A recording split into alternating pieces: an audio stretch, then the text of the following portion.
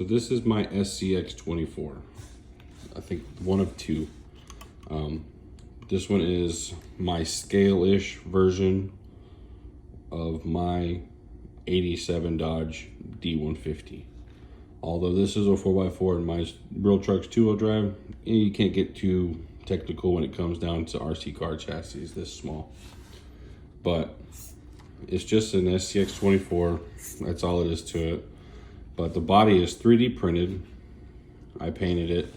I'm not the greatest painter, but I did a decent job, I think, getting it. This bumper is for the rear of the C10 axial truck. Just slapped it in the front.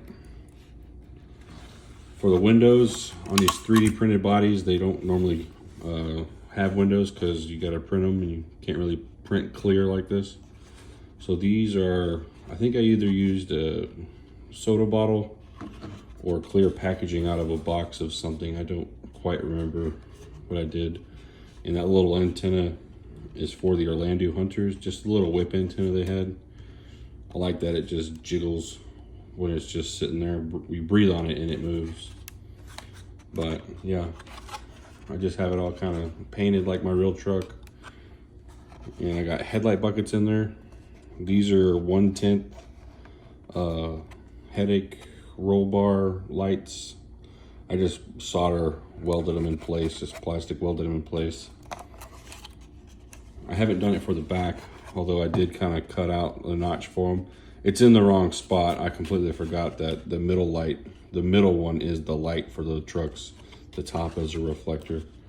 So that's cool. But we'll put that to the side for now. This is the chassis, just a basic Scx24. A little bit of modifications to make that body fit on here. So I had to play with the wheelbase.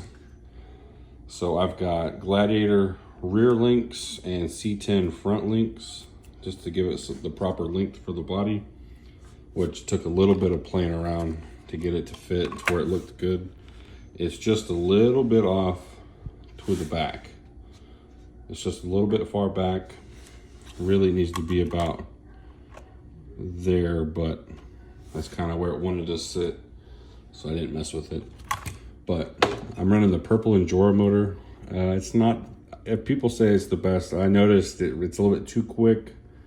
I forget what gears I put in here. I think I put faster gears in there, like maybe some 12s or 13s. I'm not 100% sure.